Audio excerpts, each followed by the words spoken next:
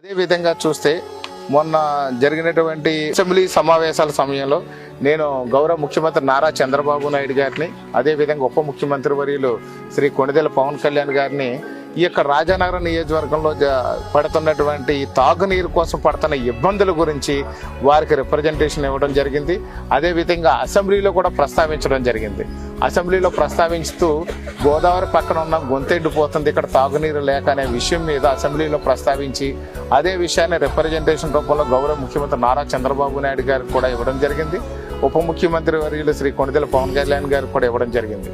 దాని మీద వాళ్ళు వెంటనే స్పందిస్తూ 3,61,00,000 రూపాయలని గ్రాంట్ అనేది ఇమీడియట్గా ఇవ్వడం జరిగింది. ఎక్కడైతే అవసరాలు ఉన్నాయో, తాగునీరుకి ఇబ్బందులు ఉన్నాయో అక్కడన్నీ కూడా పరిష్కరించుకొని కంప్లీట్ చేయమన్నారు. తాగునీరు ఇబ్బంది పడకుండా ఉండే విధంగా చర్యలు తీసుకోమని చెప్పి 3,61,00,000 రూపాయలు సింగిల్ విజిట్లో ఒక్కసారి వెళ్ళి రిప్రజెంటేషన్ ఇస్తే ముఖ్యమంత్రి గారికి, ఈ యొక్క ఉప ముఖ్యమంత్రి గారికి రిప్రజెంటేషన్ ఇచ్చిన వెంటనే 3,61,00,000 రూపాయలు శాంక్షన్ ఇవ్వడం జరిగింది.